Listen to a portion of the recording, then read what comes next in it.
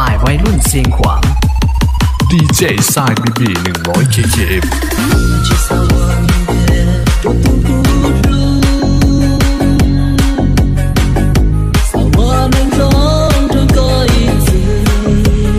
ไม่เคยอยู่ในสายตาใครนอกจากคุณตำรวจฝ่ายเสียตุ้ยแดนเหนือ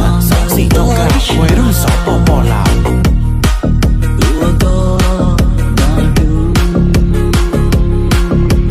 ดีเจสายบีบี100 KKM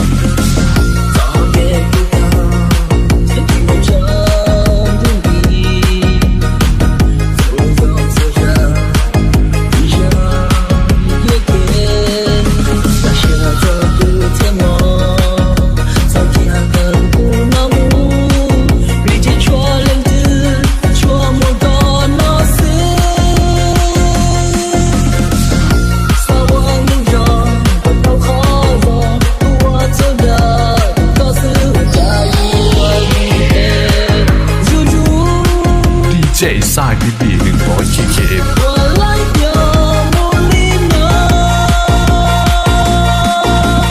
สายบีบี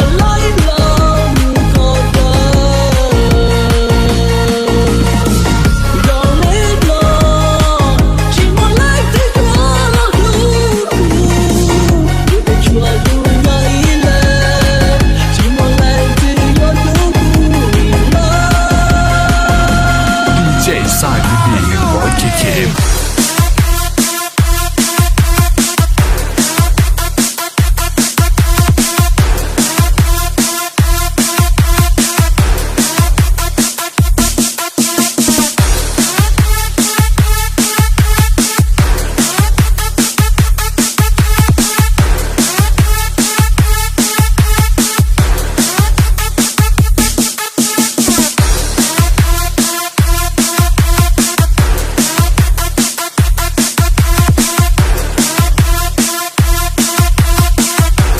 ดีเจสายบีบี100 KKM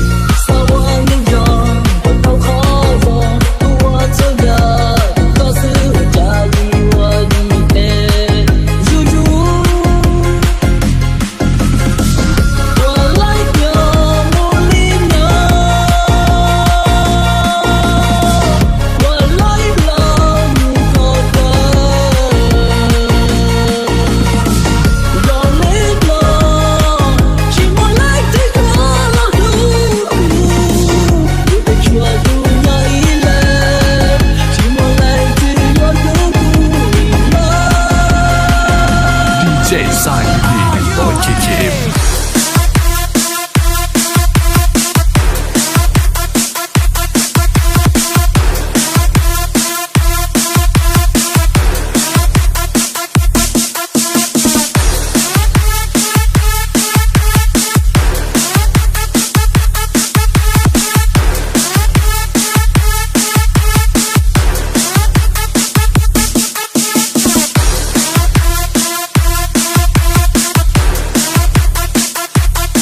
เจสายบีบี100 KKM